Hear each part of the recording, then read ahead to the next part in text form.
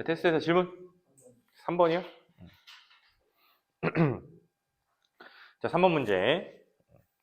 자, ABC의 전자배치 모형을 나타낸 거래. A가 누구야? 이거 A. 원자번호 2번이라고 써져 있죠? 헬륨이겠지. 자, 그럼 B는 베릴륨이죠. 자, 그리고 C는 2주기 18쪽이 될 거니까 네온이 되겠죠. 자, 그러면은 ABC의 비활성 기체는 두 가지다라고. A와 C가 비활성 기체죠. 비활성 기체 몇 쪽 원소 고르라는 거야? 18쪽 원소 고르라는 얘기죠. 자, 그러면 A와 C의 원자가 전자수는 같대요. 같니? 같죠. 몇 개로 똑같아요? 0개로 똑같은 거지. 근데 만약에 최외각 전자수가 똑같다라고 하면은 그건 틀린 말이지. 각각 2개, 8개가 될 거니까. 그래서 원자가 전자수는 0개로 똑같습니다. 18쪽 원소 원자가 전자수 0개. 자, B는 전자를 잃고 A와 같은 전자 배치를 가질 거래요. 자, B는 금속이죠? 그러면 전자 2개, 두 번째 껍질을 2개 갖다 버리면서 헬륨과 같은 전자 배치를 이루게 되겠지. 그래서 디귿도 맞는 말이다 해주면 돼. 됐니? 또 질문? 8번에 나. 자, HCl과 NaCl을 구분해라 라는 이야기인데 분자로 존재하는 물질인가가 되겠죠. 그치? 그죠? 왜? 가가 수용액 상태에서 전기동성이 있는 가죠. 여기서 설탕만 전기 안 통하지. 설탕은 물에 녹아도 전기 안 통해. 근데 HCl은 공유결합 물질이지만 전해질이라고 얘기했었습니다. 그치? 그래서 HCl은 얘로 간 거야. 근데 나에서 NaCl과 HCl이 구분이 돼야 된다는 얘기는 분자로 존재하는 거가 되겠죠. 이온결합 물질은 분자가 아니라고 했죠. 이해돼? 또 질문? 6번이요. 자, 수소, 질소, 산소의 배치 모형이다. 자, 수소 원자 한 개는 산소 원자와 한 개의 전자쌍을 공유하여 공유결합을 할 수밖에 없죠. 수소 원자가 주어지 지금. 수소 원자는 결합을 한 번밖에 못하지 어쨌든. 그치? 그러니까 전자 하나씩 공유해서 결합한다 하면은 기억은 맞는 말이지. 이해돼? 그쵸? 아무리 산소가 팔이 2개가 있다라고 해도 수소랑 팔 2개 잡을 수 없잖아. 그치? 한 번밖에 공유결합 못합니다. 자, 그러면 니은 질소 원자 한 개에 수소 원자가 결합하여 형성된 화합물은 NH3. 질소 원자는 결합 몇 번 할 수 있어? 3번 할 수 있죠. 옥텟 규칙 만족하려면 전자 3개만 더 있으면 되는 거니까. 그래서 수소 원자는 팔이 하나밖에 없습니다. 단일 결합밖에 못해. 그러면 질소 원자 하나인 수소는 3개 붙어서 NH3 되겠지. 그리고 질소 분자야. 질소끼리 결합한대요. 질소는 팔 3개 있죠. 지들끼리 3번 잡으면 되겠네. 삼중 결합이 있겠지. 이해돼? 또 10번이요. 9번이요. 자, B 플러스 A2 마이너스 B 플러스 그래서 B2A가 이렇게 이온 결합이 되어 있대요. 자, 그러면 A를 봐봐. A는 원자과 전자수가 6개다라고 하고 있는데 A2 마이너스의 전자 배치가 현재 아르곤과 같은 전자 배치를 가지고 있죠. 그러면 A 원자라고 이야기를 하면은 봐봐. A가 원래 여기 A 이온이 2개, 8개, 8개잖아. 2 마이너스 돼서. 그러면은 A가 전자를 얻기 전이 원자 상태죠. 전자 얻기 전이면 마지막 껍질에 전자 2개를 다시 잃어버리게 해야 되는 거니까 이렇게 되네. 그러면 A는 원자과 전자수 몇 개가 되는 거야? 6개가 되는 거지. A 이온 상태의 전자 배치를 보여준 거니까. 자, 그리고 니은 B는 3주기 1쪽 원소래. B도 그럼 마찬가지로 보면은 B 플러스 상태가 요 상태인 거지. 그럼 하나를 잃어버린 게 이거라는 얘기니까 하나를 잃기 전에는 어떻게 하는 거예요? 여기 하나가 있겠죠. 그러면 B는 3주기 1족 원소다. 맞는 말이지. 껍질 3개의 원자과 전자 1개니까. B2A는 액체 상태에서 전기전성이 있겠죠? 왜? 이온 결합 물질이라서. 됐니? 또 질문 있어? 없어? 자, 없으면 자, 우리 숙제가 2가지죠. 교재와 부교재 프린트 있어요. 먼저 부교재 프린트부터 질문을 받겠습니다. 이따 줄게. 241쪽에서 241번에서 2번을 모르겠어요. 자, 결정을 이루고 있다라는 거, 뭔가 결정을 이루고 있다는 얘기는 고체에서 뭔가 규칙성을 가지고 있냐를 결정을 이루고 있다는 거야. 근데 나는 액체 상태죠, 이거. 액체 상태에서 결정을 이루고 있다 말 돼? 안 되겠죠. 그치. 그래서 결정을 이룬 건 가라고 얘기해줘야겠지.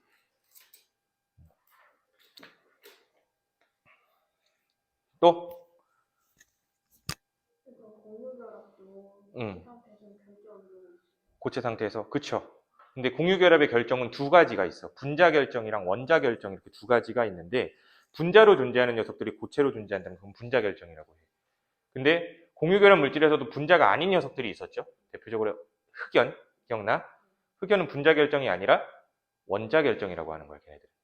그래서 분자 결정, 원자 결정 이야기는 사실상 화학원에서 정확히 얘기할 거야. 또 질문?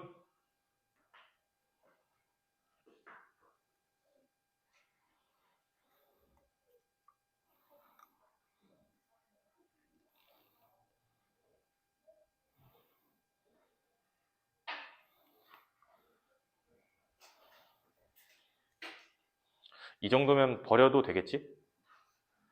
그치? 이 정도면 버려도 돼.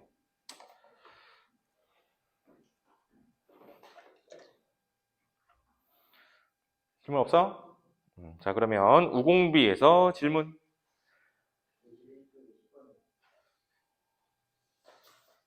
10번.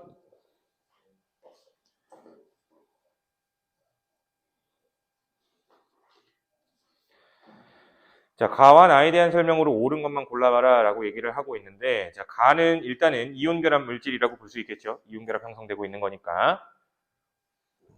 51쪽에 10번입니다. 자, 그러면 나는 지금 공유결합 물질을 이루고 있는 거죠, 지금.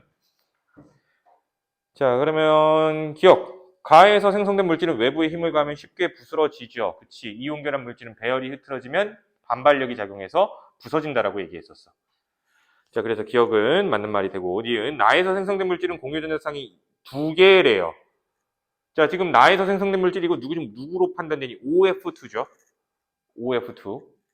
OF2 지금 여기서 그림에서 확인을 해보면 첫 번째 껍질에 두 개, 두 번째 껍질에 하나, 둘, 셋, 넷, 다섯, 여섯. 여기에 플로우린이 하나, 둘, 셋, 넷, 다섯, 여섯, 일곱. 뭐 이렇게 있는 거잖아. 그치? 그러면은 여기 이게 공유전상 하나지. 여기 하나 더 있죠. 똑같이. 공유전상 두 개 맞죠. 그치? 근데 이렇게 그리는 거 짜증나니까 내가 수업 때 뭐 가르쳐 줬어? 루이스 전자점식 가르쳐 줬죠. 그치? 여기에다가 플로우린이 이렇게 붙으면 된다. 그래서 이게 공유전자쌍 두 개를 말하는 거지. 그쵸? 자, 그러면 디귿 C로만 이루어져 있는 이원자 분자는 공기의 약 21%를 차지한다는데 C가 지금 산소죠, 여기서. 그럼 산소는 공기 중 21% 맞는 말이지. 외워야 돼. 질소는 한 70% 정도. 또 질문?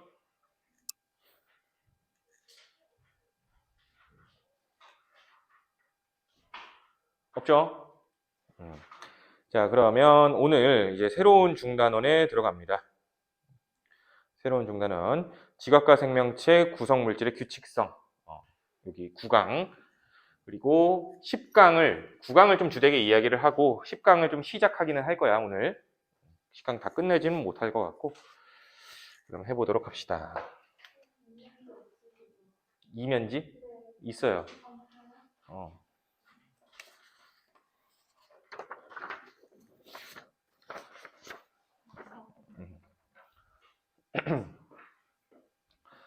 자, 한번 해보자.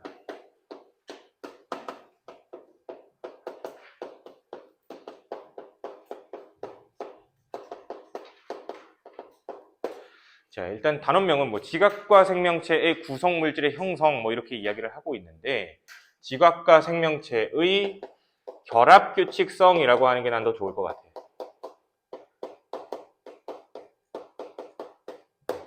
지각과 생명체의 결합규칙성. 자, 일단 그러면 지각과 생명체의 규칙성을 좀 한번 생각을 해보도록 한다면은 지각에는 산소와 규소가 굉장히 많아요. 근데 둘 중 비교해보면은 뭐 얘가 더 많아.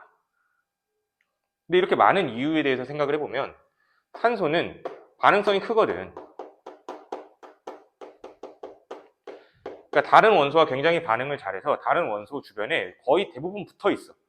지각을 구성하는 물질들 보면. 그래서 산소가 굉장히 많아. 알겠죠?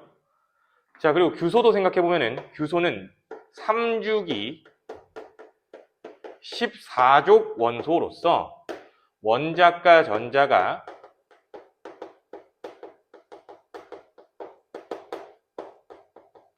네 개인 녀석이죠. 원자과 전자가 4개이기 때문에 최대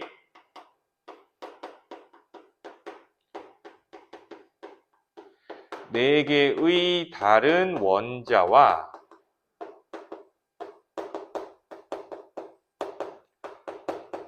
결합할 수 있어요.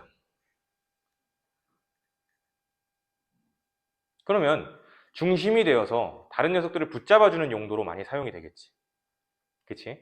그래서 규소도 지각에 꽤 많은 편이다. 근데 이와 비슷하게 생명체도 보잖아? 생명체에도 산소가 많아. 산소가 많아. 같은 이유예요. 반응성이 크기 때문에. 그리고 탄소도 많아요. 같은 이유예요. 근데 탄소를 보면 탄소는 몇 족 원소예요? 얘도 14족 원소죠, 똑같이. 그러니까 산소랑 규소, 산소와 탄소. 어찌됐든 산소는 반응성이 크고 14족 원소는 다른 녀석들을 많이 붙잡을 수 있기 때문에 지각과 생명체는 많을 수밖에 없는 거구나 라고 해석하면 된다는 거죠. 이해되지? 그럼 여기에서 지각이라는 녀석부터 한번 좀 생각을 해보도록 하자. 그럼 지각은 대부분 어떻게 이루어져 있냐면은 대부분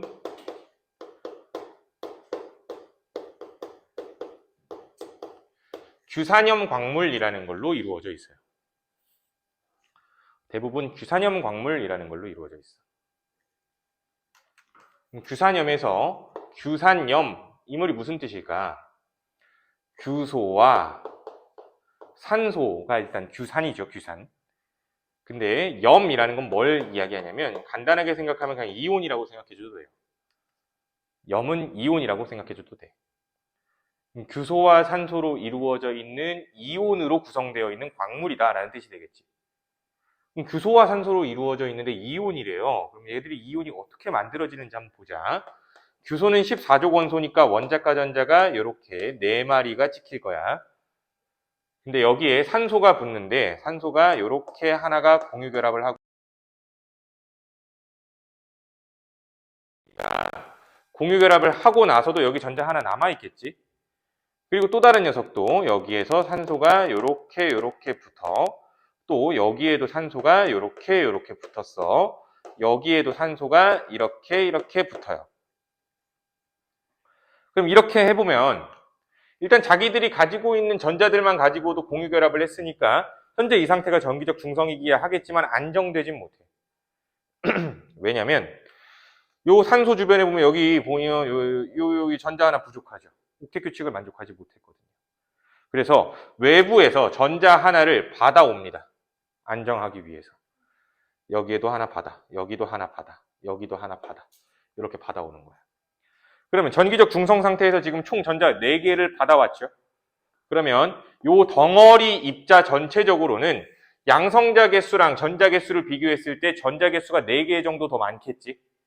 그래서 이 SiO4라는 녀석은 4-의 전하를 갖게 돼요. 그래서 이온이라는 거야. 아시겠죠? 그래서 SiO4 4-라는 이온이 됩니다. 여기선. 자, 그러면 부분 전하라는 것도 한번 우리가 이해를 해볼 건데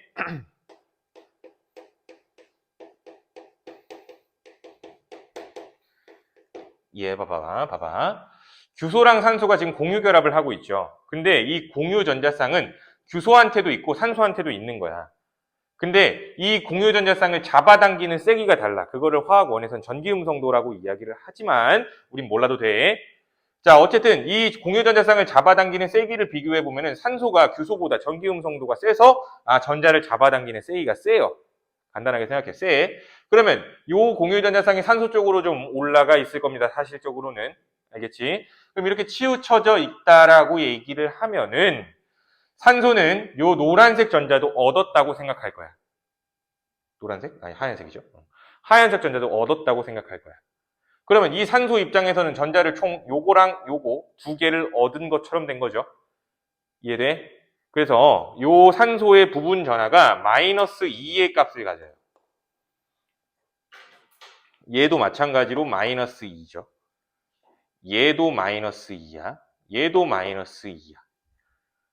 되죠? 근데 또 요 규소의 경우에는 이 하얀색 원자과 전자들을 전부 다 사방으로 뺏기고 있지요. 그럼 다 잃어버렸다고 생각을 했기 때문에 요 녀석의 부분 전하는 플러스 4라고 얘기할 거야. 그러면 SiO4에서 모든 원자들의 부분 전자의 합을, 부분 전하의 합을 보면 플러스 4, 마이너스 2, 마이너스 2, 마이너스 2, 마이너스 2죠. 그러면 요게 몇이 되는 거야? 마이너스 4가 되는 거고요. 결국에 마이너스 4, 4 마이너스 이온 전하와 동일하네요. 그래서 이 규산염에서 우리가 이해할 거는 일단 전하가 4 마이너스가 된다라는 것을 이해하셔야 되고요. 또 하나 전체적으로 4 마이너스인데 그러면 각각 몇이 되는지도 아셔야 돼요. 알겠지? 각각 몇이 되는지와 전체적으로 4 마이너스다라는 걸 이해해야 돼. 자, 그럼 이 규산염 광물에서 이 규산염이라는 게 어떤 구조를 이루고 있냐면 규산염 사면체라는 걸로 이루어져 있어. 자, 화학원의 3단원과 연결되는 부분이야. 한번 봐봐. 요 중심 원자인 규소 주변에 전자가 차지하는 공간이 몇 개의 공간을 차지하고 있어요? 4개의 공간을 차지하고 있어. 그러면 얘네들이 서로 같은 전하를 띠니까 밀어내겠지? 그치? 밀어낼 때 가장 멀리, 가장 안정되게 최대한 멀리 밀어낼 거야. 이해돼? 그러면 그걸 이해해 봤을 때 잘 생각해 봐봐. 안 그래도 돼. 자, 요런 공간에 여기랑 여기에 내가 전자를 놨어요. 그럼 제일 멀리 있는 거죠, 이게. 그러면 두 방향으로 멀어질 때는 180도가 제일 멀리 있는 각도네. 세 방향으로 멀어질 때는 120도가 제일 멀리 있는 각도죠. 네 방향으로 멀어질 때는 90도가 제일 멀리 있는 것처럼 보일 거야. 하지만 평면에서는 그렇다고 하지만 입체라고 생각을 한다면 달라요. 자, 즉 이 분필들이 서로 밀어낸다라고 가정을 한다면 분필들끼리 서로 밀어냈을 때 4개의 분필을 이렇게 내 뒷공다리를 묶어 놓은 거야. 그러면 얘들이 이루는 각도는 90도가 제일 멀겠지. 근데 내가 여기서 힘을 푸는 순간 얘네들은 더 멀리 떨어지려고 할 거야. 더 멀리 떨어지려고 할 때 어떤 각도를 이루게 되냐면 이 정도 각도를 이루게 되는 거지. 이게 더 멀잖아, 90도일 때보다. 이해돼? 그래서 입체로 따져봤을 때는 네 방향으로 떨어질 때 요거 중요해. 네 방향으로 떨어질 때 각도가 109.5도의 각도를 이루게 된다는 거고, 이 구조를 표현해 보면은 FM으로 표현하면 보통 이렇게 표현합니다. 자, 중심에 규소가 이렇게 있고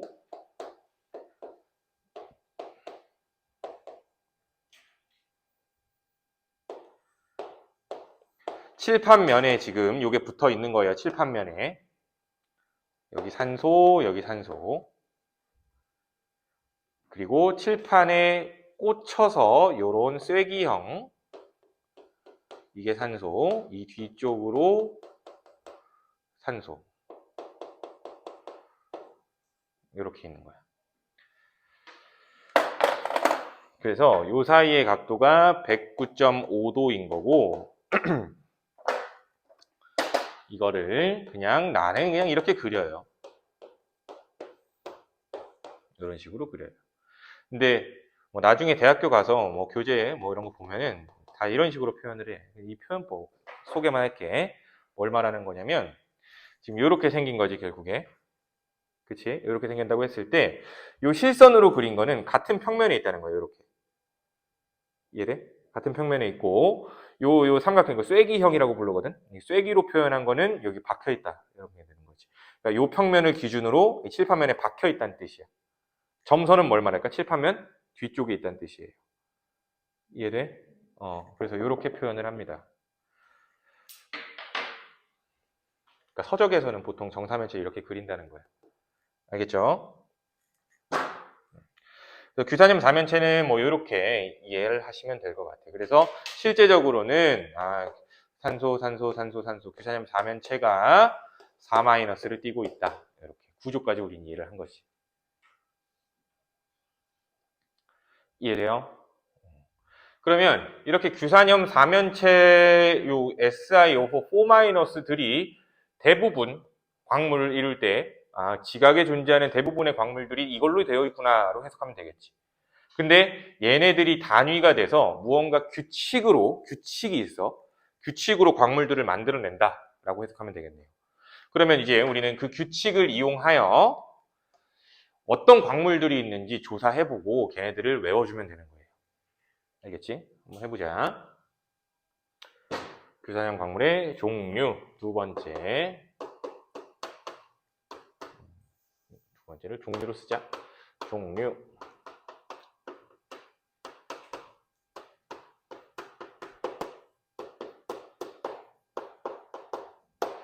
자, 독립형 구조라고 얘기할 겁니다. 독립형 구조.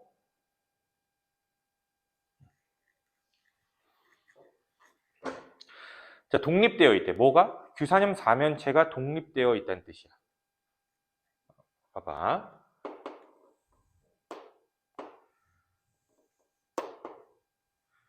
뭐 이런 광물 덩어리가 있대요. 광물 덩어리.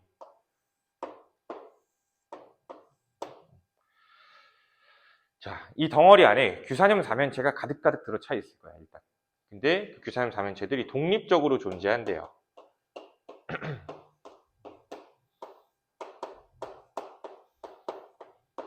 독립적으로 존재한대. 이때 요 규산염 4면체가 무슨 전하를 띄어요? 마이너스 전하 띄죠. 요 규산염 4면체도 무슨 전하 띄어요? 마이너스 전하를 띄죠. 근데 마이너스 그냥 서로 밀어낼 건데 얘네들이 돌덩이를 만들고 있다는 게 말이 되니? 말이 안 돼. 그치? 그러니까 얘들이 붙어 있으려면 적어도 중간책이 있어야 돼. 중간책은 플러스를 띄고 있겠지? 그래서 대표적으로 어떤 녀석들이 있냐면 마그네슘 이온들 혹은 뭐 칼슘 이온들 이런 녀석들이 중간중간 퍼져 있는 거야. 고르게. 무슨 말인지 이해돼? 그러니까 애들이 붙어 있을 수 있다는 말이야. 알겠어? 근데 독립형 구조라고 이야기를 하는 이유는 규산염 4면체가 서로 무언가 영향을 받지 않고 독립적으로 존재하고 있기 때문에 독립형 구조라고 부른다는 얘기죠. 이해돼요? 독립형 구조 대표적인 광물들 어떤 게 있냐면 외워야 돼.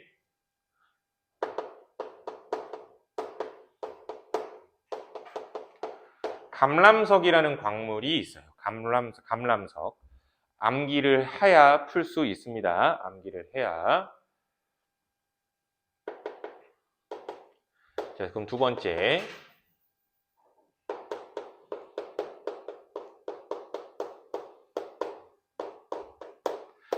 단사슬 구조라는 게 있어요.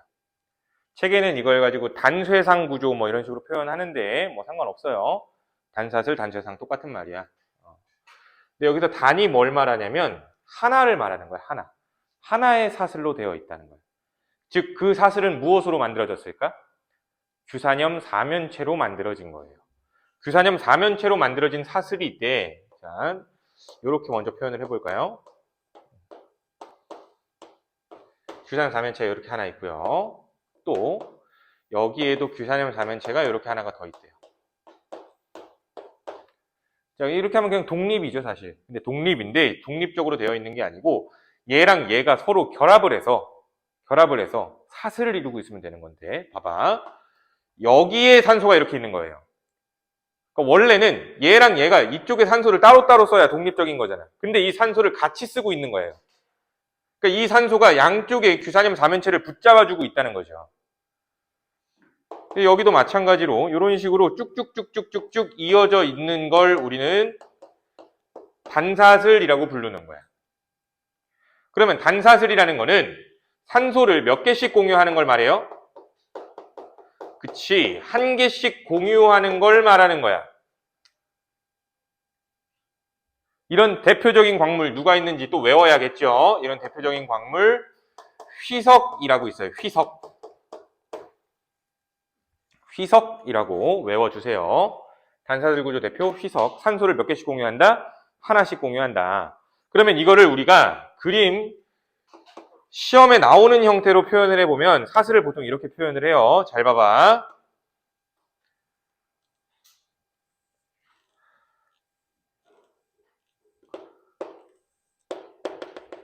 이게 사슬이라고 표현을 합니다. 삼각형으로. 요거 하나가 규사념 4면체, 규사념 4면체인 거야. 근데 이걸 왜 삼각형이라고 표현을 하냐면 요렇게 있는 거지. 이해돼? 그러면 여기 삼각형이 이렇게 있잖아. 위에서 내려다보면. 그럼 여기 있으니까 요 산소를 기준으로 요렇게 또 공유를 하고 있는 거야. 요 산소를 같이. 그래서 요렇게 계속 산소를 공유하면서 하나의 사슬을 이루는 거지. 무슨 말인지 이해돼? 오케이? 자, 그럼 한 가지만 더 가보자.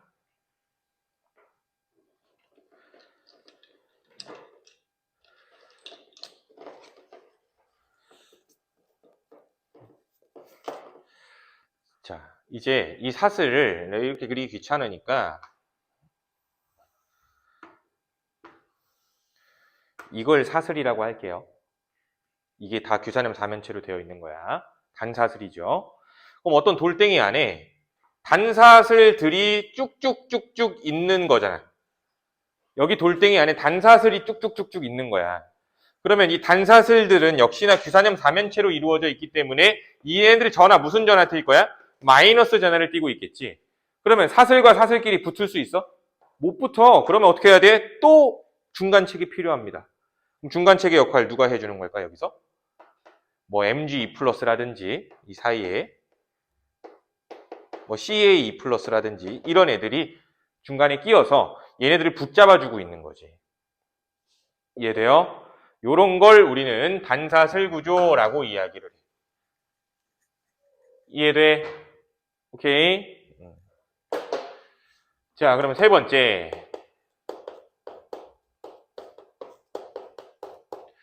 복사슬 구조라는 게 또 있어요. 복사슬 구조.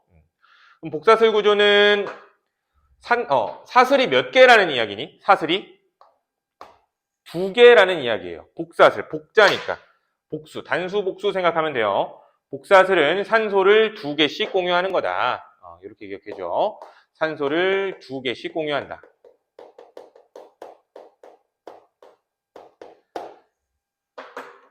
자, 그럼 이거는 그림으로 좀 편하게 표현해 보자.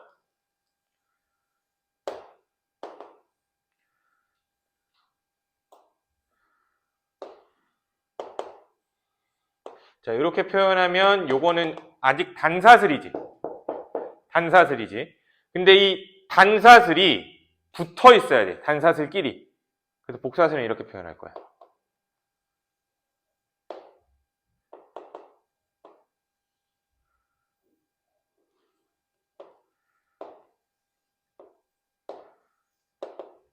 여기 졸라 못 그리네.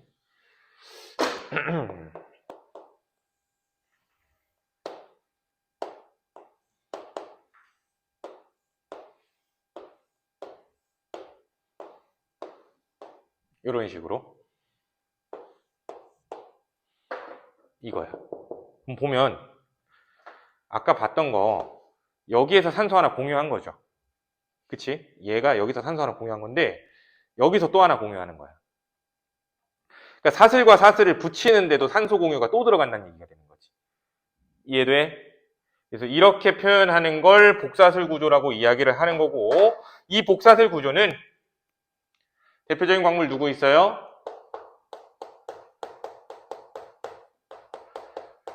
각섬석 외워줘야 돼. 각섬석 외워줘야 돼. 이게 복사슬 구조입니다. 산소를 몇 개씩 공유한다? 2개씩 공유한다. 즉 사슬과 사슬끼리도 직접적으로 결합을 하고 있다는 뜻이야. 그러면 이거 역시 이렇게 한번 표현해 볼까? 단사슬이 이렇게 하나 있는 거고 단사슬이 또 이렇게 하나 있는데 원래는 단사슬끼리 안에 양이온들이 서로 붙잡아주고 있는 거지. 쉽게 생각하면. 그치? 근데 이번엔 직접적으로 산소를 공유하고 있기 때문에 이렇게 붙어 있는 거야. 쉽게 생각하고 얘를 꼬매놓은 거죠. 단사슬을 직접적으로 꼬매놓은 거야. 산소를 가지고. 이해돼? 이걸 복사슬이라고 하는 거죠. 그러면 돌덩이 안에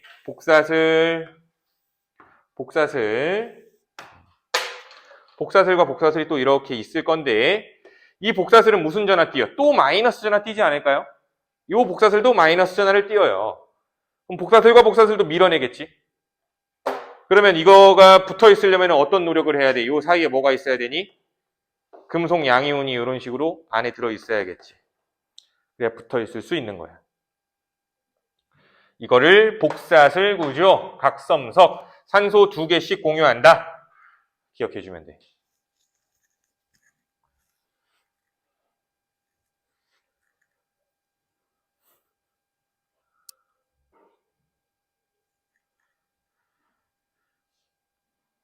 자, 이 부분은 우리가 방학 때 다루지 않았습니다. 그치? 방학 때 다루지 않았던 부분이기 때문에 우리가 처음 하는 거란 말이야. 그러니까 조금 더 꼼꼼하게 공부를 해 주셔야 돼요.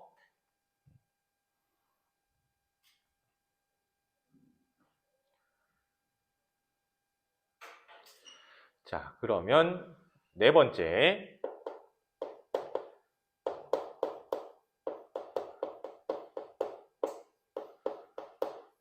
판상구조라는 것도 이해해 보자. 판상구조. 판상구조, 뭐, 교과서, 책에는 층상구조, 뭐, 이런 식으로 나와 있을 건데, 똑같습니다. 판상구조. 판상구조는 이제 이해, 유추될걸?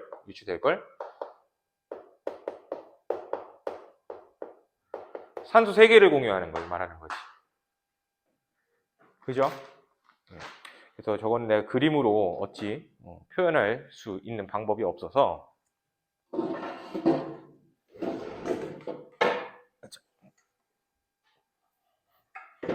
이렇게 한번 얘기를 해봅시다. 자, 여기에 한 평면이죠. 한 평면에 규산염 다면체가 이렇게 하나 있는 거야. 그죠? 그럼 여기 산소 이렇게 세 방향으로 있지, 한 평면에. 이때 산소 3개 공유한 다음에 다른 규산염 다면체가 여기 이렇게 같이 공유를 하는 거예요. 다른 녀석이 또 이렇게 또 같이 공유를 하는 거지. 얘도 또 이렇게 공유. 근데 공유를 했는데 이쪽에서 다시 또 공유가 이렇게 일어나는 거예요. 쭉쭉쭉. 그쵸? 이렇게 되면 결국에 이 규산염 다면체로 이루어진 하나의 평면이 만들어지겠지? 그걸 우린 한 판이라고 얘기하는 거야. 알겠어? 그래서 판상구조라고 한다는 거고. 되죠? 채연이 보이니? 보이죠? 이따 내려줄게. 그러면 한 판이 이렇게 있대요.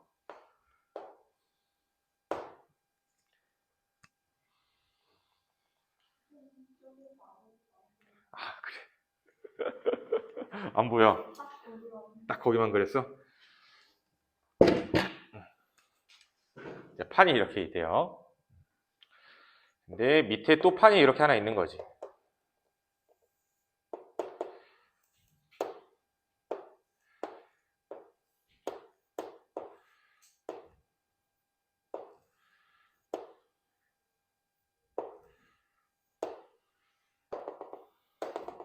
근데 이 판은 뭘로 이루어져 있어? 규산염 사면체로 이루어져 있는 거야. 그러면 이 판 역시 무슨 전화 띌 거야? 각각 다 마이너스 전화를 띄게 되겠죠. 그럼 판과 판끼리 붙어 있으려면 이 안에 또 뭐가 있어야 되는 거예요? 이 안에 금속 양이온이 또 있어야 된다는 얘기지. 금속 양이온. 뭐 대표적으로 Mg+. 그래서 판과 판을 붙여 놔주고 있다는 거야. 이해돼? 왜 판상구조가 산소 3개인지 이해되죠? 한 판이 만들어집니다. 3개를 공유하면. 자, 그러면 이런 판상구조 대표적인 예시로 누가 있냐면 흑운모 외워주세요. 흑운모.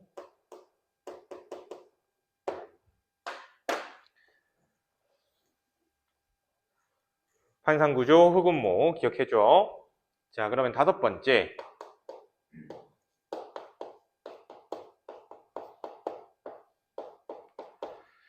자, 망상구조 얘기 한번 해보자. 망상구조. 망상구조는 산소를 4개씩 공유하는 거야. 그러니까 가지고 있는 모든 산소를 다 공유하는 거지. 그치? 그래서 이건 교재 그림을 한번 봐봐. 교재 그림 보시면은 규사념 4면체가 덩어리 지어 있을 거예요. 모든 방향으로, 네 방향으로. 이해돼? 그죠? 자, 그런데 그렇게 덩어리 지어 있으면 무슨 일이 벌어지냐면 망상구조에서 규소와 산소의 비율이 1대2로 줄어들었어, 이제. 계속 산소를 공유하니까 규소에 대한 산소 비율이 줄어들 수밖에 없다고. 근데 1대2가 되면 규소의 부분전화 몇이었어요? 플러스 4였죠. 산소의 부분전화 몇이었어? 마이너스 2였죠. 그러면 이 비율이 1대2가 되는 순간 어찌됐건 이제 망상구조 내부에서 규소와 산소는 서로서로 전기적 중성이 되는데 기여하겠지. 이 말은 무슨 뜻이야? 이제 금속 양이온이 필요해, 안 필요해? 안 필요해요. 그래서 규소와 산소로만 이루어져 있어요. 규소와 산소로만 이루어져 있는 광물 누구 있냐면 석영, 외워주세요. 석영.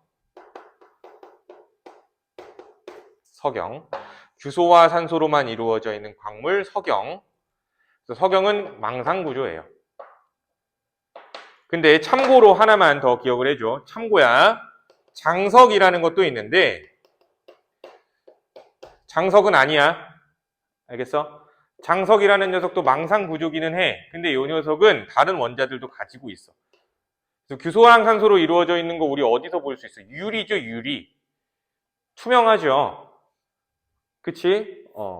그래서 석영도 보면 유리와 같이 반짝반짝거리고 투명한 편이야. 알겠어? 근데 장석의 경우에는 다른 녀석도 좀 있다라고 알고 계시면 될 것 같아요. 이해되니? 그래서 이렇게 외워주시면 됩니다. 그래서 하나 더. 망상구조 그래서 이게 1대2가 되기 때문에 화학식으로 표현하면은 SiO2 뭐 이렇게 표현할 수 있어요.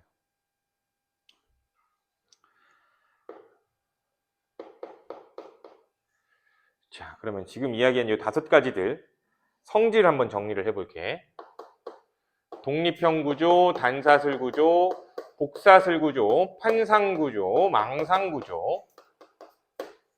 이 5가지 이야기를 해봤을 때 외우자. 독립형 구조.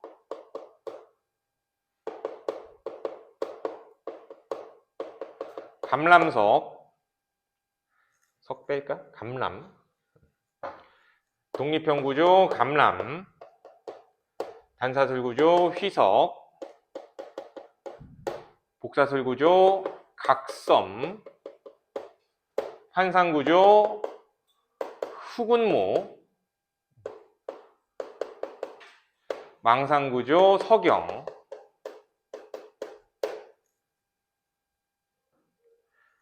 그리고 산소 공유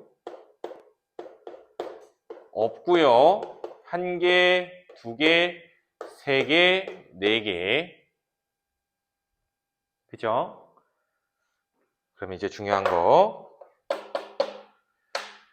독립형 구조는 힘을 주면 깨져요. 단사슬은 쪼개지고, 복사슬도 쪼개지고, 판상도 쪼개지고, 망상은 깨져요. 깨.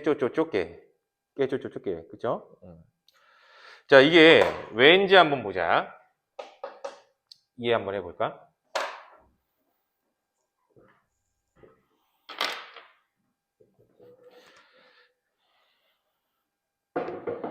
자, 이 책상을 잘못 올렸네. 들고 있자. 이 책상을 내가 힘으로 이렇게 빵 쳤어. 그럼 얘는 깨질까 쪼개질까? 나 이거 쪼갤 정도로 힘이 세. 알겠어? 안 치는 줄 알아. 치면은 이게 깨질까 쪼개질까? 쪼개지겠지. 왜 쪼개진다 생각해, 용아야? 봐봐, 결이 있죠? 그치? 결이 있잖아. 결대로 쪼개지겠지. 쪼개진다라는 얘기는 결대로 쪼개진다. 그 결 부분에는 뭔가 결합하고 있는 세기가 좀 다른 부분에 비하여 좀 약하다. 뭐 이렇게 판단할 수 있겠죠. 그러니까 좀 결합력의 차이가 존재한다면 쪼개지는 거야. 이해돼? 그럼 봐봐. 독립형 구조의 경우에는 얘부터 보자. 단사슬 구조의 경우에는 요 단사슬을 이루고 있는 결합들은 다 공유 결합이죠. 근데 단사슬과 단사슬을 붙여주는 건 정전기적 인력이야. 결합의 종류, 힘의 세기가 두 종류가 있죠. 분명 힘 차이가 발생을 할 거야. 그러니까 여기다 힘을 빵 주면 단사슬이 끊어지기보다는 단사슬과 단사슬이 떨어지는 거야. 이해돼? 그래서 얘는 쪼개지겠죠. 그럼 얘도 마찬가지지. 얘도 내가 힘을 빵 주면 어떻게 돼? 복사슬과 복사슬이 부서지기보다는 얘네들이 떨어지는 거지. 복사슬이 부서지기보다는. 이것도 봐봐. 여기도 내가 힘을 이렇게 빵 주면 어떻게 될까? 판과 판이 떨어지겠지. 판이 부서지는 게 아니고. 이해돼? 근데 그것과 비하여 독립형 구조 봐봐. 이 규산이면 4면체가 깨질 수는 없을 거잖아. 어떻게 되는 거야? 단사슬과 단사슬이 단사슬? 요 독립형 구조들이 떨어지는 거지. 독립들이. 근데 걔는 그냥 막 있는 거잖아. 규칙성 없이 깨지겠지, 이건. 그러면 망상구조. 망상구조도 뭐 이런 단위가 있어, 없어? 없어. 그냥 규소랑 산소가 계속 붙어 있는 거야, 4면체로.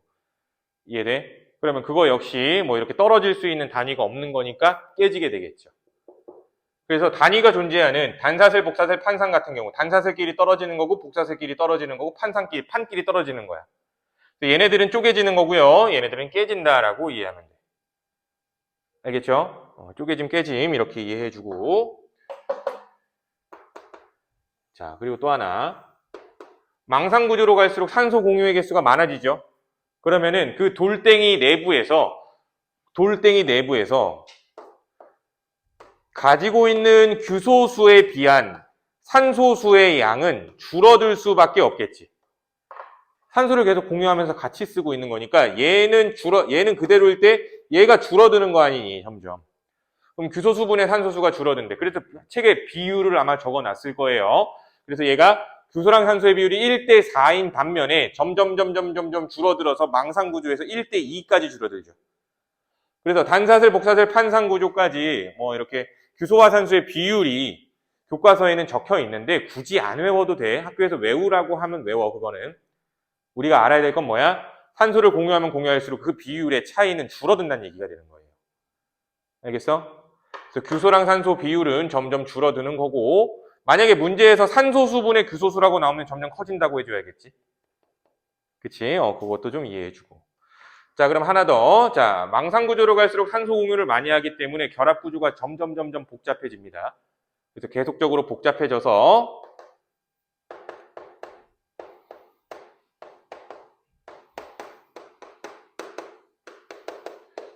풍화에 강하다라는 특징을 가져요. 풍화에 강하다. 풍화는 뭐 바람에 의하여 돌이 깎이고 날리고 하는 거죠. 그러니까 결합이 복잡하니까 잘 안 날아간다. 뭐 이렇게 생각하면 돼. 그리고 또 하나.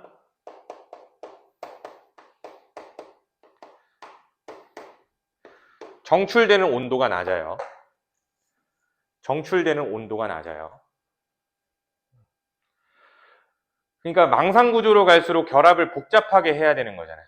점점. 망상구조로 갈수록 결합을 복잡하게 해야 되는데 결합을 많이 하면 많이 할수록 온도가 낮은 게 유리해. 알겠어? 그래서 정출 온도가 낮다라는 이야기는 산소 공유를 많이 한다는 이야기가 돼. 알겠지? 그래서 그렇게 암기해 주시면 될 것 같아요. 이해돼? 그래서 일단 지각의 요 규산염 다면체 규칙성 이걸 외우면 돼요. 이 칠판 한 판. 알겠어? 이걸 외워주시면 돼. 알겠죠? 자, 그러면 일단 지각은 이렇게까지만 이야기를 하고 생명체에 대해서 조금 10분만 쉬었다가 이어서 더 진행을 할게. 잠깐 쉬었다 갑시다. 쉬는 시간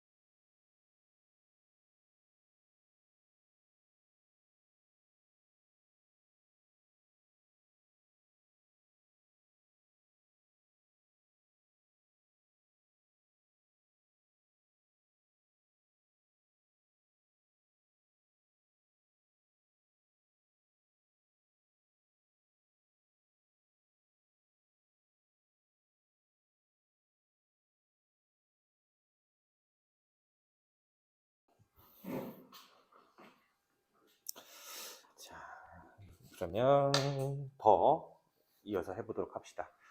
자, 생명체야, 이제 생명체.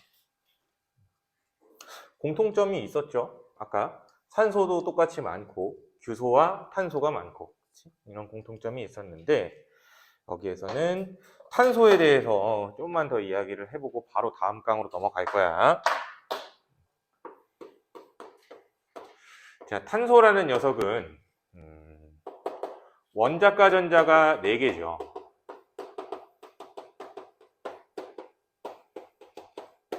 그치? 그리고 결합도 단일 결합, 이중 결합, 삼중 결합처럼 결합 종류도 여러 가지 결합을 할 수가 있어. 또 구조 역시 매우 다양하게 갔는데 구조가 사슬형 구조, 뭐 가지형 구조, 고리형 구조, 뭐 이런 식으로 여러 가지 구조를 가져. 사슬이라고 이야기하면은 탄소들이 이런 식으로 쭉쭉쭉쭉 이어지는 게 사슬형이죠. 가지형이라는 거는 쭉 뭐 이런 사슬 체인이 이렇게 있는데 여기에 다른 체인이 이렇게 하나 붙어 있는 거. 이런 걸 가지형이라고 불러. 고리형이라고 얘기하면 탄소가 고리를 이루고 있는 거죠, 말 그대로. 이런 식으로 뭐 사각형이나 오각형도 되고요. 뭐 육각형도 되고요. 이런 고리를 이루고 있는 거예요.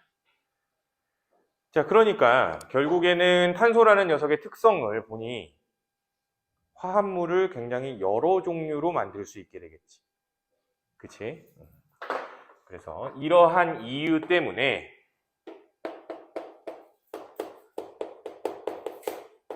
탄소화합물의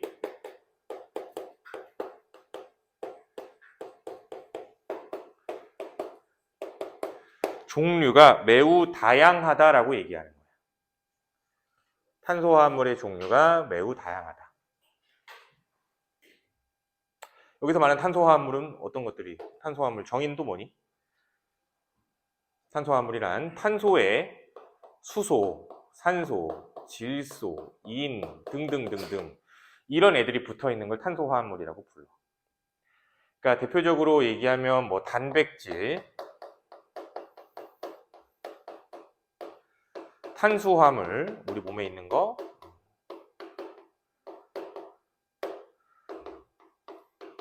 지질이 뭐 대표적으로 있죠. 그치? 그 몸 안에 있는 거, 얘들 탄수화물. 그러니까 얘들 단백질 안에도 종류가 굉장히 많아. 탄수화물도 종류가 많고요, 지질도 종류가 많고요, 그렇지? 그래서 종류가 이렇게 많은 이유는 탄소가 이러한 성질들을 가지고 있기 때문이다라고 알고 계시면 됩니다. 알겠죠? 자, 그러면 다음 10강으로 넘어오시면은 이제 이 녀석들을 어떻게 만들 건가에 대한 얘기가 나올 겁니다. 이 녀석들을 어떻게 만들 거냐. 그래서 지금부터가 메인이야. 생명체 구성 물질의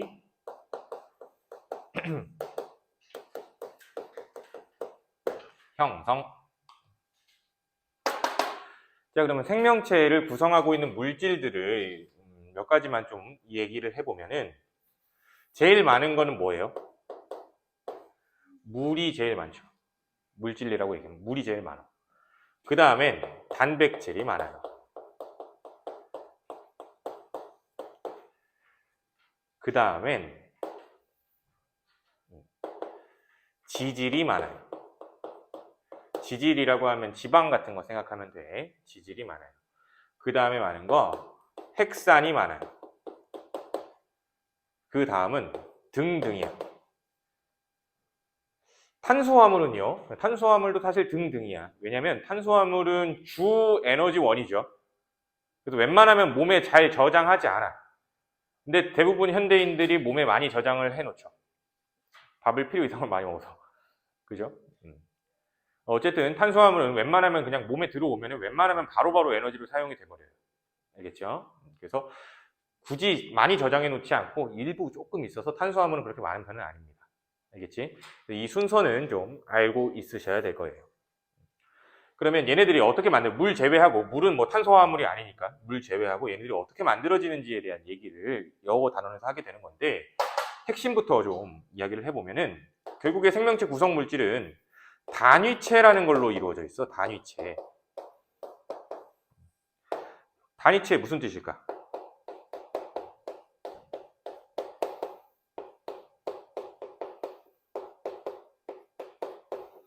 단위가 되는 물질을 단위체라고 불러요. 단위가 되는 물질을 단위체. 그래서 이 단위가 되는 물질들이 여러 개 붙어서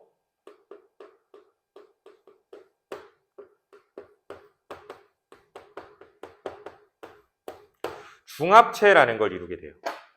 중합체. 근데 이런 방법을 사용하게 되면은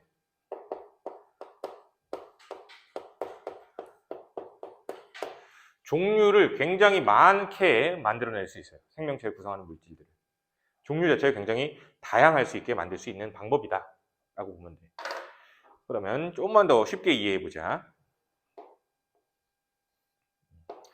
자, 이런 레고 블럭이 하나 있다라고 해볼까? 레고 블럭. 레고예요, 레고. 자, 그러면 요 레고를 단위로 사용해서 무언가 만들 거야. 뭘 만들까? 뭐 집을 만들 수도 있을 것 같고, 또 차를 만들 수도 있을 것 같고, 뭐 동물을 만들 수도 있을 것 같고. 그치, 뭐 얘를 여러 개 붙여놓으면 이런 것들을 만들 수 있지. 근데 어떻게 붙이냐에 따라 다른 거지. 이해돼요? 즉, 이런 걸 중합체라고 생각한다면 이게 단위가 된다는 거죠. 이해돼? 그래서 우리는 이런 단위체들이 어떤 것들이 있으며 이 단위체들이 어떻게 결합했을 때 단백질, 핵산 이런 게 만들어지는지 얘기를 해보겠다 이 말인 거야. 아시겠죠? 자, 그러면 지금 이제 탄수화물부터 시작을 해보자. 탄수화물.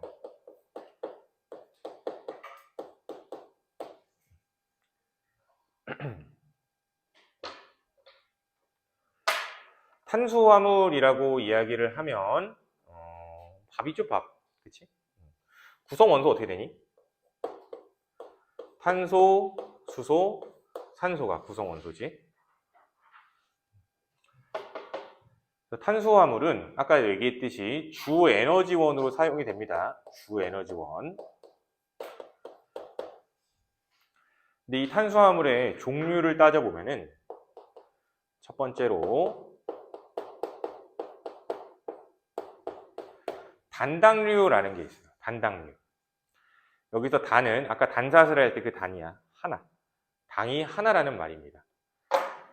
그래서 단당류는 그 자체로 탄수화물의 단위체를 단당류라고 해요. 대표적으로 어떤 게 있냐면 포도당 같은 게 단당류예요.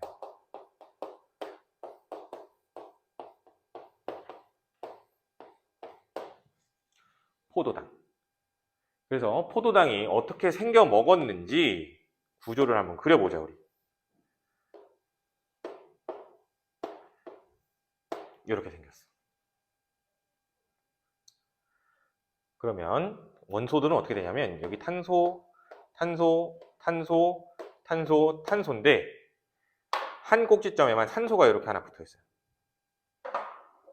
나머지도 써보면 나머지 탄소 하나가 그럼 여기 이렇게 있어요. 오케이?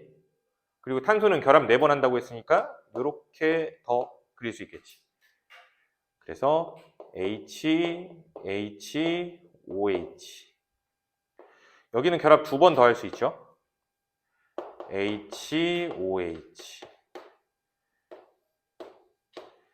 H, OH.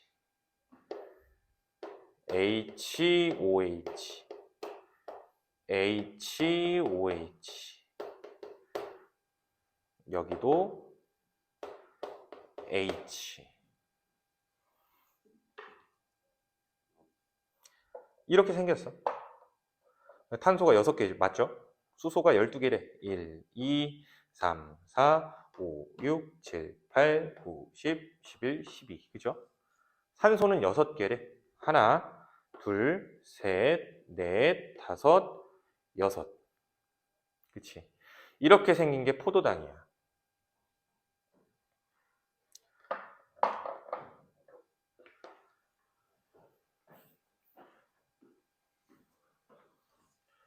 근데 저 구조를 막 다 외워야지 막 이렇게 막 스트레스 받을 필요는 없어. 그냥 대충 저렇게 생겼다 정도로 알면 좋아요. 그러면 저 단당류를 이용하여 저기 이제 단위체니까 조립을 해볼 수 있겠죠? 그치? 그래서 단순하게 일단 2개만 붙여보자. 2개만. 레고 2개만 붙여볼 거야. 그게 2당류라고 해요. 2당류. 그럼 여기서 2는 숫자 2를 말하는 거야. 그러니까 2개를 붙이겠다는 얘기죠. 레고 2개. 그 레고는 포도당이고. 그럼 어떻게 붙이는지 메커니즘을 한번 이해해 보자. 우리.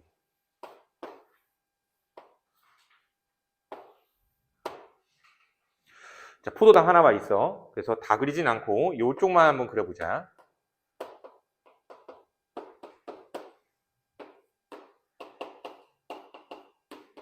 이렇게 다 그리진 않고 여기만 한번 그려본 거야. 그리고 레고 조각을 하나 더 만들어 보자.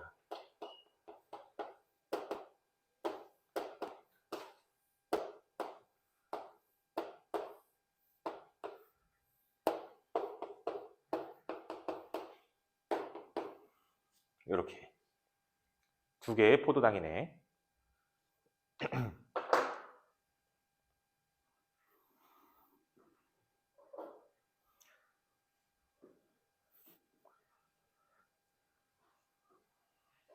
자, 그러면 여기 이 둘을 붙일 건데 현재 이 상태에서는 무언가 새로운 결합을 할 수가 없죠. 다 옥텟 규칙을 만족하니까. 그래서 뭐 할 거냐면 여기에서 OH가 하나가 떨어져요. 여기에서는 H가 하나 툭 떨어져. 그러면서 뭘 이루게 되니? 물을 이루게 돼. 물을 이뤘을 때 여기 산소가 하나 이렇게 남아있지요. 그치? 그러면 결국 이렇게 결합이 되는 거야.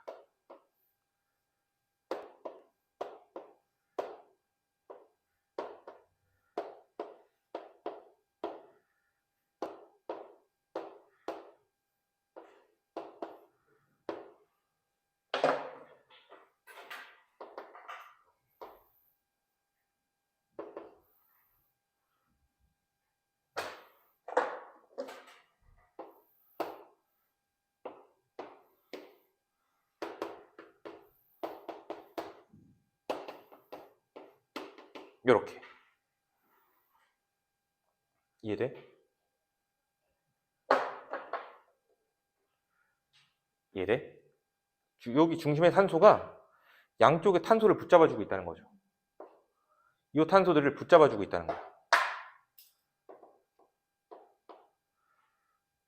되니? 이러면 이제 붙은 거야. 레고가 조립이 된 거지, 지금 이제. 됐니? 그래서 이걸 2당류라고 불러. 근데 이 2당류, 그냥 산소 빼고, 그냥 모식적으로 표현한다면, 그냥 이렇게 그리기도 합니다. 알겠죠? 알고만 있어. 그냥 붙여주면 이게 2당류다. 그럼 2당류 대표적인 예시로 어떤 게 있냐면, 엿당이라는 녀석과 젖당이라는 녀석. 그리고 설탕도 2당류예요. 설탕. 설탕도 2당류. 그래서 보면은 지금 여기서 물 분자가 한 마리가 빠져나오죠. 그래서 물 분자가 하나가 빠져나오면서 화학 결합을 하는 걸 뭐라고 부르냐면은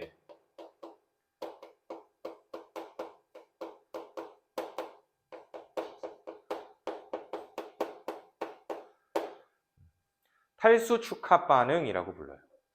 탈수 무슨 뜻이야? 물이 빠지는 거지. 그치? 그래서 물이 빠지면서 결합하는 걸 탈수 축합 반응. 무슨 말인지 이해되죠? 그러면 여기서 하나 나왔으니까 얘기 나온 김에 도움되는 거 하나만 얘기해 볼게. 설탕이 2당류라며. 설탕의 화학식이 뭔지 알아?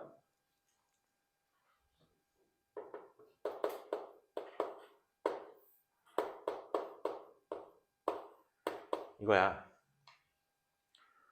포도당의 화학식이 뭐였어? C6H12O6이지. 그럼 설탕 2당류니까 포도당 2개지 결국. 그럼 포도당 2개라고 이야기하면은 C12, H24, O10이죠. 근데 봐봐. 24해야 되는데 2네. 1이 11이네. 2개 한 개 빠졌지. 무슨 소리야? 물 하나 빠졌단 얘기야.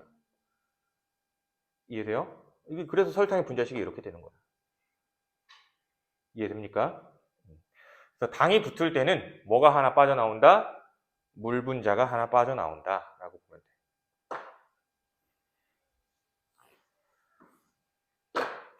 반응 이름으로 보면 물 빠져나오면서 붙는 거니까 탈수 축합 반응이라고 하는 거죠. 자, 그럼 세 번째. 다당류.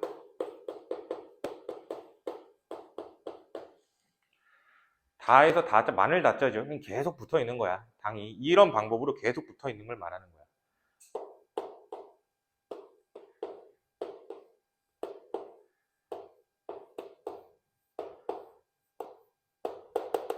이렇게 붙어 있는 걸 다당류라고 하는 거죠.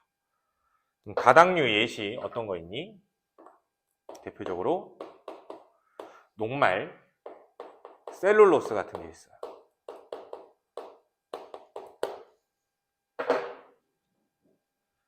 녹말, 셀룰로스. 그러면 이것도 이해 한번 해보자. 결국에는 녹말이라는 거는 입안에서의 밥의 형태가 녹말이죠. 그치? 그게 몸 안으로 들어가면 포도당으로 분해가 되고 소화가 될 거다라는 얘기고, 그 과정이 어떤 과정일까? 소화가 되는 과정이라고 생각하면 이걸 하나하나 다 끊는 걸 소화 과정이라고 하는 거야. 포도당으로. 다시 레고를 다 부수는 거지. 레고 단위로. 이해돼요? 근데 부술 때 어떻게 하면 이걸 부술 수 있을까?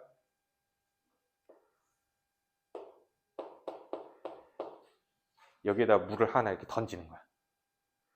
이해돼? 그럼 물이 여기 탁 맞으면 어떻게 될까? OHH로 쪼개지면서 각자 흩어지겠지. 그러면 요 역반응이 일어난다는 거야. 이해돼? 그래서 만약에 이 다당류를 분해한다라고 얘기를 한다면 물을 첨가해서 분해하는 거죠. 물을 첨가해서 분해한다. 그걸 뭐라고 할까?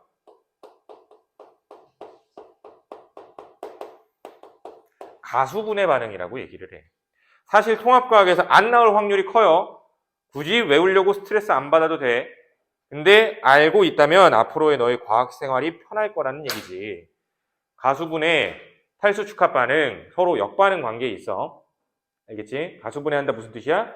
아, 물을 더하여 분해한다 라는 얘기고, 그럼 가수분해해서 분해한다는 이야기는 그 녀석이 합쳐졌을 때는 물 분자가 빠져나오는 반응을 할 수밖에 없다는 얘기지.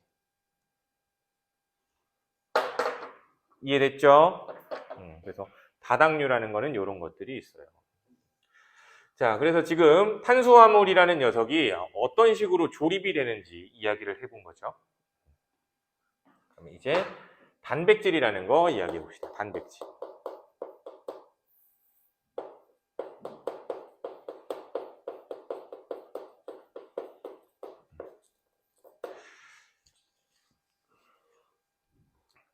자, 단백질이라는 녀석의 구성 원소부터 보면 탄소, 수소, 산소, 질소 이렇게 돼 있어.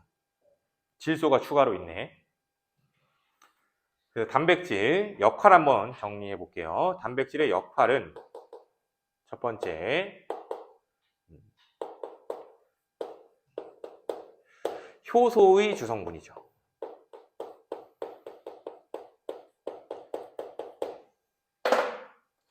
근데 효소가 뭐 해주는 녀석이야? 우리 배웠잖아 이미. 그치. 물질 대사를 주관하는 녀석이죠. 두 번째 항체, 호르몬의 주성분이야.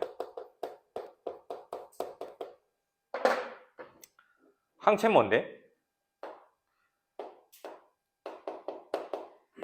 면역세포야, 면역세포.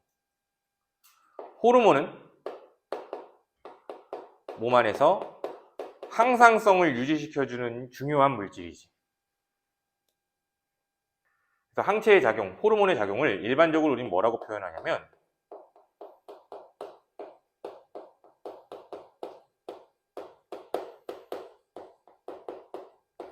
생리작용을 조절한다라고 얘기를 해줘.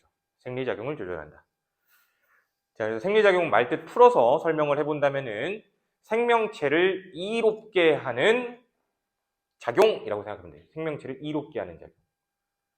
아시겠죠? 그래서 면역, 뭐 항상성 유지 이런 거에 관여를 해요. 단백질이. 굉장히 중요한 역할을 하죠. 그치?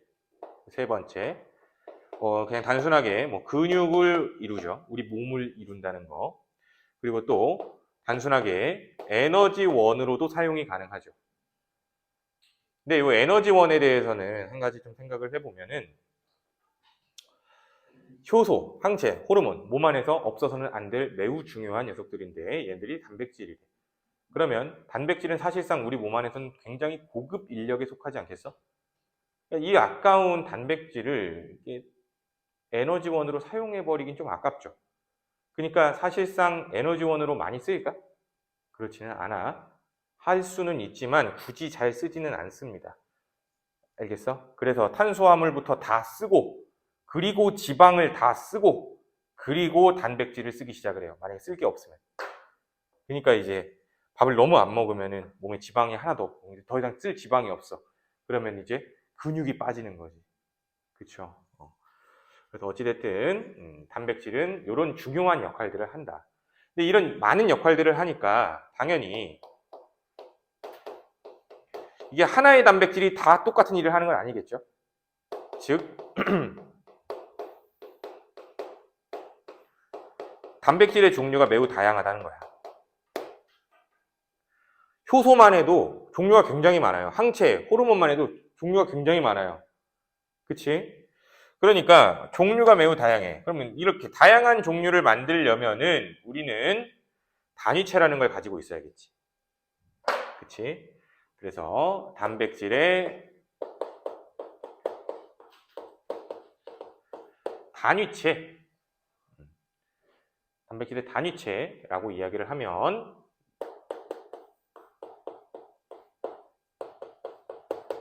아미노산이라는 녀석이 단위체가 되죠. 아미노산. 아미노산의 구조는 외워야 돼. 내가 포도당은 뭐 굳이 그거 외우려고 스트레스 받지 마라 했는데 아미노산은 스트레스 받으셔야 돼요. 외워야 돼요.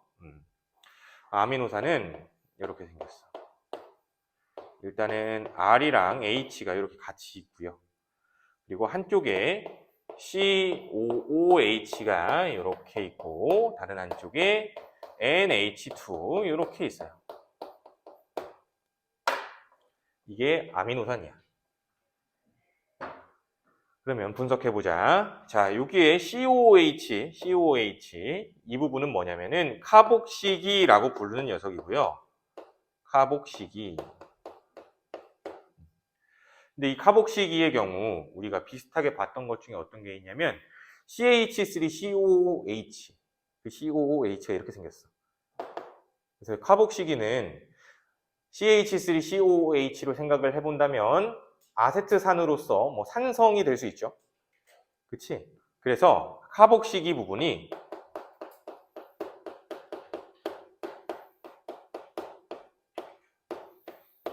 산성작용기야. 산성작용기. 이 녀석이 물에 들어가게 되잖아. 여기 있는 OH에 붙어있는 요 수소 하나 있죠? 요게 이온으로 날아가 버려. H 플러스가 생긴다는 얘기지. 그치? 그래서 카복시기는 산성작용기. 또 NH2 이 부분, 이 부분은 아미노기라고 불러. NH3가 아미노산인 거 알죠? NH2는 아미노기라고 불러. 그래서 이 녀석은 염기로 작용할 수 있어요. 염기작용기.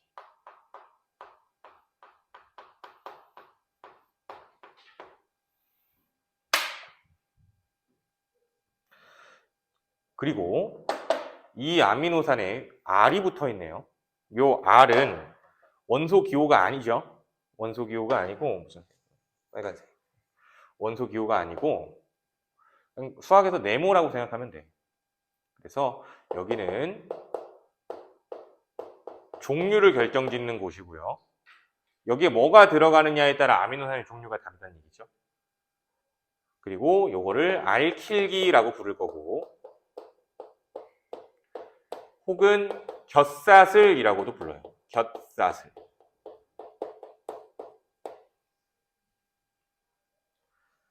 근데 요 알킬기의 종류가 몇 종류가 있어요?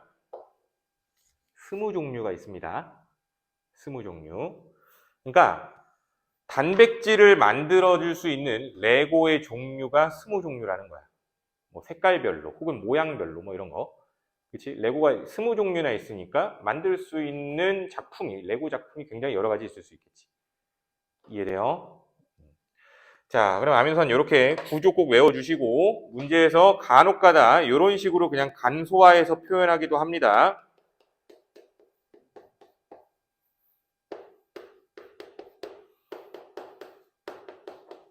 이렇게 표현하기도 해. 똑같은 표현이에요. 알겠지?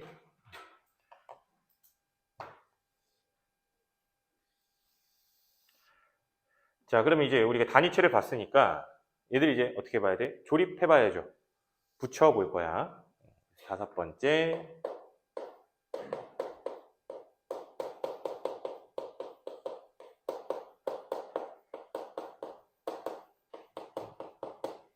펩타이드 결합이라는 걸 한번 이야기해 보도록 합시다.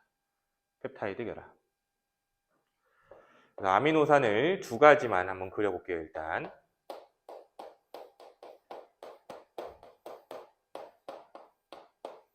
여기에 뭐 동그라미가 붙었다. 동그라미라고 하자. 동그라미가 붙었어.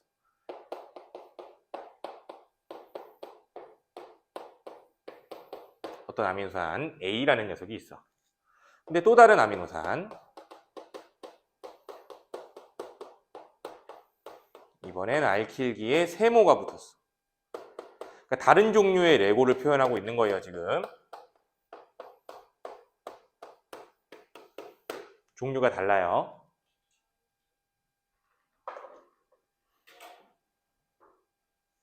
이들이 결합을 시키려고 해. 근데 현재 이 상태로는 결합할 수 없죠. 왜? 모두 다 옥텟 규칙을 만족하고 있기 때문이죠. 더 이상 결합할 수 없어. 그런데 간만 보아하니 카복시기 쪽에 OH가 있고요. NH2 부분에 H가 있네. 얘가 떨어져요. 얘가 떨어져요. 뭘 만들까? 물. 즉, 결합을 형성할 때 이번에도 물이 한 분자 빠지네. 아미노산들끼리 결합할 땐 물 한 분자가 빠진다. 무슨 반응? 탈수 축합 반응.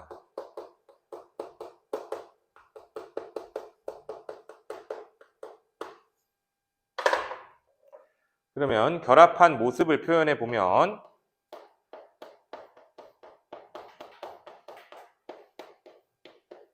동그라미,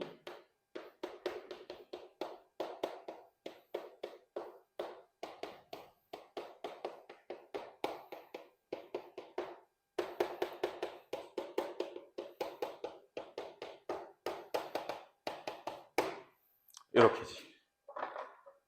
이때 이 탄소가 아직 결합 안 한 팔, 요 질소가 결합하지 못한 팔, 요거죠. 얘들끼리 결합하는 거야.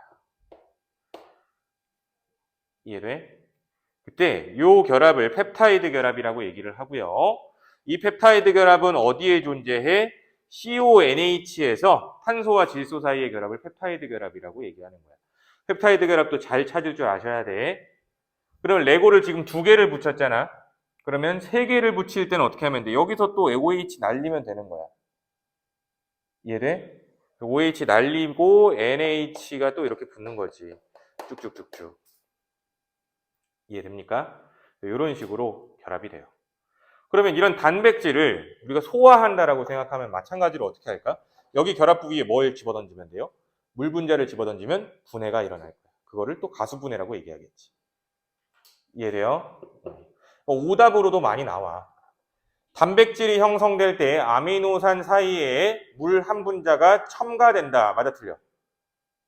틀렸죠? 그치, 첨가되는 게 아니라 빠져나오는 거지. 알겠어? 그래서 결합을 할 땐 물이 빠져나오고 분해가 될 때는 물이 첨가돼야 된다. 이렇게 기억해 주면 되겠네.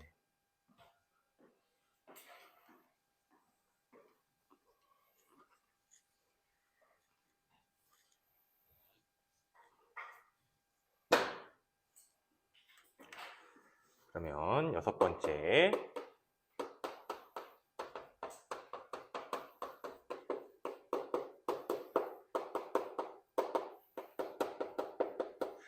펩타이드 결합의 수를 세는 거 문제 나오거든요.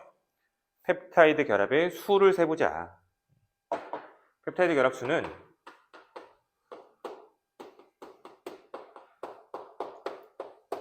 아미노산 개수 마이너스 1이야.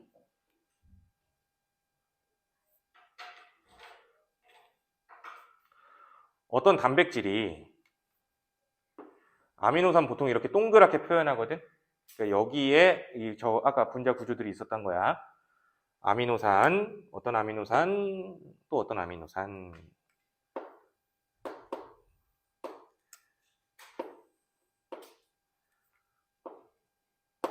자, 이런 아미노산들이 붙어 있다라고 생각해 보자. 그럼 여기에 아미노산은 몇 개야? 6개죠. 그치? 근데 아미노산 6개인데 펩타이드 결합의 수는 몇 개니? 그치?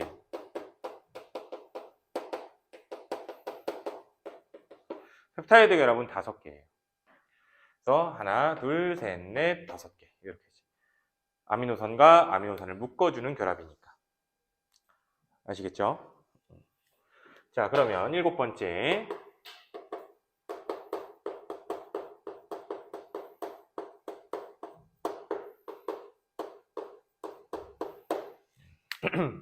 단백질의 종류에 대한 이해를 또 한번 해보도록 하자. 다시 앞서 얘기했던 거. 레고들을 어떻게 붙이냐에 따라서 만들어진 작품이 다르죠?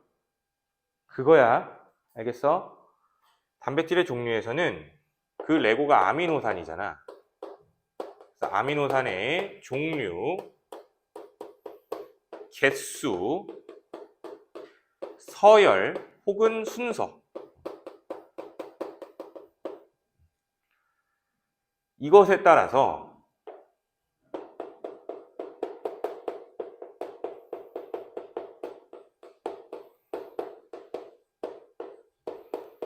종류가 달라요. 알겠니? 그러니까 그 레고의 종류, 레고의 개수, 레고를 어떻게 붙이냐에 따른 순서, 그거에 따라 만들어질 수 있는 작품은 다 다르겠죠. 그래서 단백질의 종류는 매우 다양하다는 거고, 근데 이 단백질의 종류는 최종적으로 통합과학에서 뭐까지 가야 되냐면 입체 구조까지 가야 돼요.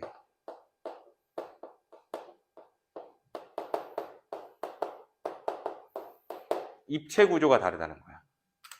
즉 단백질은 입체 구조에 따라서 하는 일이 결정되거든. 다 적자. 입체 구조에 따라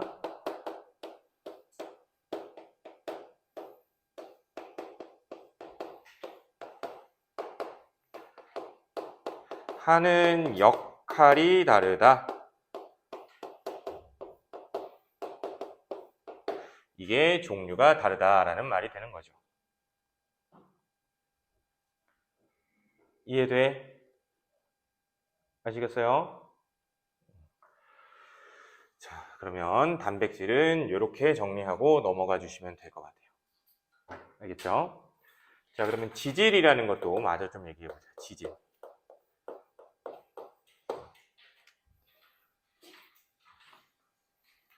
지질은 지방 생각하면 되는 건데 예전에 세포에서 우리 배웠을 때 인지질이라는 것도 한번 얘기한 적이 있어. 그러니까 비슷해요. 지질은 일단은 단위체가 이렇게 생겼어. 이렇게 대가리에 꼬리 3개야. 그래서 이 대가리 부분이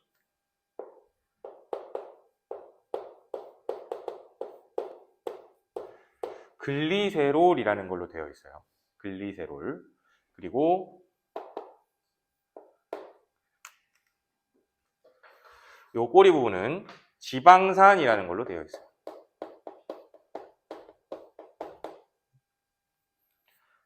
그러면 이 대가리 부분은 물이랑 친한 친수성이고 지방산은 말 그대로 소수성이겠지. 물이랑 안 친해. 그래서 머리랑 꼬리의 비율이 몇 대 몇으로 이루어져 있다? 1대 3의 비율로 이루어져 있다. 정도로 이해하면 되고. 자, 이 지방 몸에 분명히 많죠. 에너지원으로도 사용이 가능해요. 그치? 근데 에너지원은 하나만 쓸까? 1g당 가정시간에 배웠나?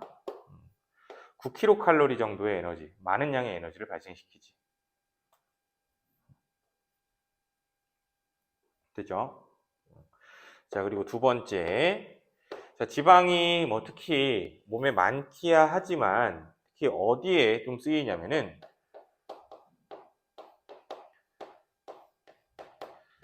스테로이드라는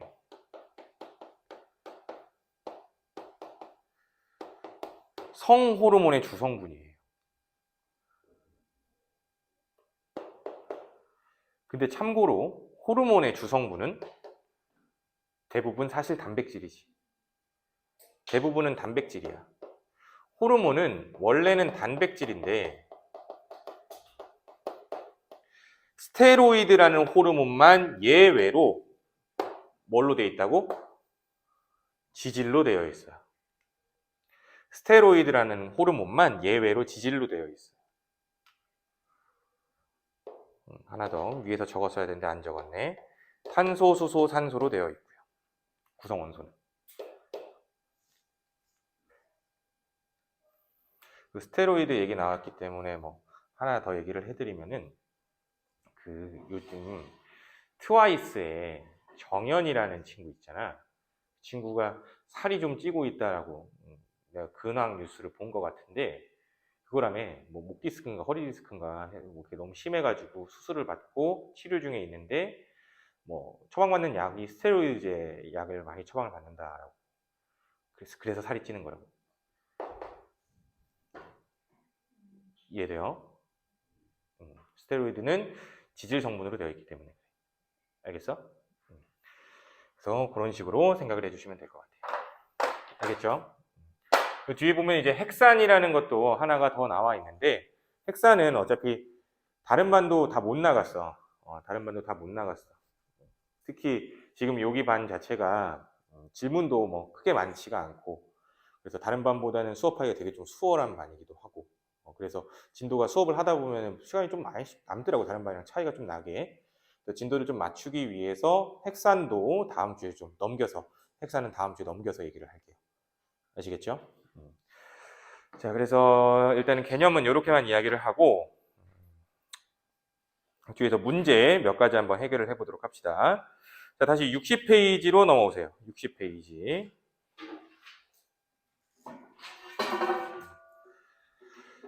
자, 규산염 광물에 대한 설명으로 옳은 것만 보기에서 골라보래. 1번부터 좀 바로 풀어봅시다, 우리. 규산염 사면체를 기본 구조로 한대요. 맞니? 맞지? 얘네들이 어떻게 붙어 있느냐에 따라 달랐던 거잖아. 그쵸? 자, 그리고 결합 구조가 복잡한 광물일수록 화학적 풍화에 강하다. 강하겠죠? 자, 결합 구조가 복잡한 광물일수록 공유한 산소수는 어떻게 돼야 돼? 증가해야겠지. 자, 2번입니다. 가나다라에서 가장 고온에 정출되는 광물 기호를 써보래요. 고온에 정출된다. 어떤 애들이에요? 저온에서 정출될수록 결합 구조가 복잡하다라고 얘기했었지. 결합을 많이 한다고. 저온에서 정출될수록 결합 구조가 복잡합니다. 그럼 고온은 누가 될까? 가가 되겠지. 이해돼? 가나다라 중 쪼개짐의 성질을 나타내는 광물 기호는 쪼개져야 되는 건 단위가 있어야겠죠? 결이 있어야 되겠죠? 누굴까? 나와 다, 라도 되겠죠. 가는 독립형 구조지. 나는 단사슬 구조죠. 다가 복사슬이죠. 라는 판상이죠. 그림 이해돼?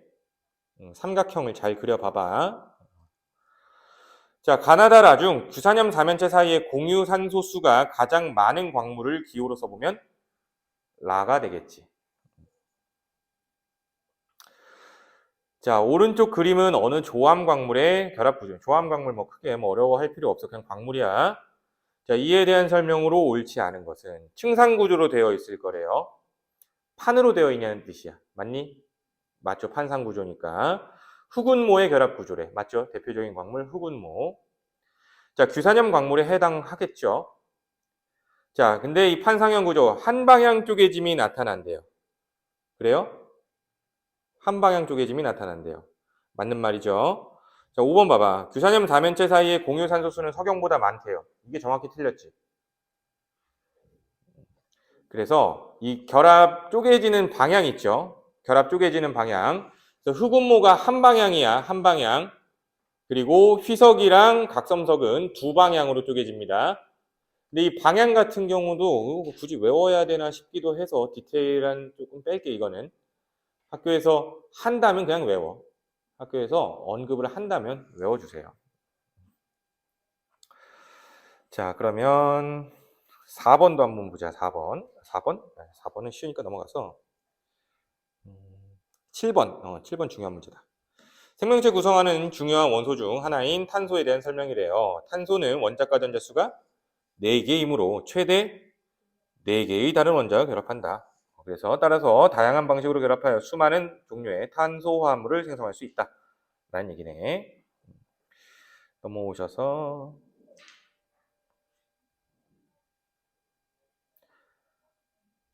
자, 10번으로 갈게요. 자, 지각에서 제일 많은 원소 A가 누구니? 산소죠, 산소. 그러면 생명체에서 제일 많은 원소 A가 누구니? 또 A니까 산소겠지 뭐. 그치? A는 산소래. 맞니? 맞죠? 그 다음에 인체는 지각보다 탄소의 질량비가 크대. 질량 비율을 말하는 거죠. 보면 될 거 아니야. 인체는 지각에서보다 탄소의 질량비가 훨씬 더 크죠. 그치? 탄소가 넘버 2잖아, 인체에서는. 이해돼? 지각에서는 탄소가 지금 여기 쓰여 있어, 안 쓰여 있어? 아예 쓰여 있지도 않네. 기타 등등에 들어가는 거지. 자, 그러면 디귿. 지각과 인체 모두 탄소, 수소, 산소가 전체의 90% 이상을 차지한대요. 탄소, 수소, 산소가? 그건 인체만이죠. 지각의 경우에는 산소와 규소, 알루미늄 등등 뭐 이렇게 되어 있는 거죠. 자, 11번도 한번 볼게. 자, 다음 중 탄소의 결합 방식으로 옳지 않은 것은 이라고 얘기하고 있어요. 뭐가 옳지 못할까? 4번? 4번 결합한 거지, 4번이? 그치. 4번이 틀렸죠. 눈이 침침해. 와, 이렇게 확대를 해서 봐야 돼. 이렇게 확대해서 보니까 더 안 보여. 더 안 보여. 4번 맞죠? 그래서 4번이 정답. 그러면 쭉쭉쭉 넘어오셔서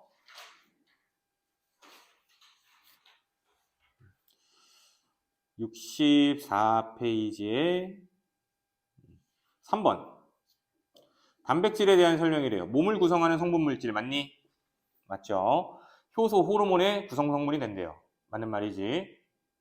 자, 유전 정보를 저장하는 유전 물질. 이건 핵산이에요. 우리 아직 안 했지만. 그래서 정답은 3번이 됩니다. 옳지 않은 거. 유전 정보를 저장하는 물질은 핵산이라고 해주셔야 돼. 자, 또 4번도 봐봐. 병원체에 대항하는 방어작용. 이게 무슨 뜻이야? 면역이죠, 면역. 면역에 관여하는 건 항체죠. 항체 주성분이 단백질이었죠. 그래서 니은이 틀린 말이다. 니은도 맞는 말이다. 디귿. 생체 내 화학 반응 및 생리 기능을 조절한다. 화학 반응 뭘 생각하면 돼? 효소 생각하면 되는 거죠. 생리 기능 뭘 생각하면 되고 호르몬 이런 거 생각하면 되는 거죠. 알겠니? 용어에 대한 설명이 있어야 돼. 자, 4번도 보자. 아미노산에 대한 설명으로 옳은 것은 단백질의 기본 단위체래요. 맞죠? 단백질의 레고는 아미노산이야. 자, 아미노산 사이의 결합을 펩타이드 결합이라고 얘기하죠. 아미노산의 종류, 수, 배열 순서에 따라서 단백질의 종류는 달라질 수 있죠. 이해돼? 그래서 이렇게 기억하면 되겠네요. 됐죠? 자, 그럼 오늘은 일단 여기까지만 하도록 하고 숙제는 우리 10강 부분은 사실상 핵산까지 해야 문제를 좀 정확하게 풀 수 있어서 10강 부분은 안 풀어오셔도 될 것 같고 61페이지까지 해오시면 될 것 같아요. 책 숙제는 간단하게 61페이지까지. 그리고 우리 부교재 프린트 숙제 있죠? 프린트 드릴게요.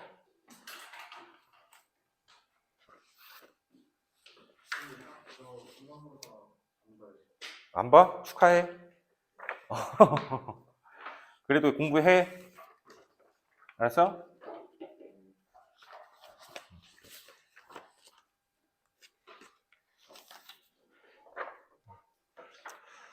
자, 근데 요거 프린트에도 우리 아직 안 배운 핵산 뭐 이런 거 있어요.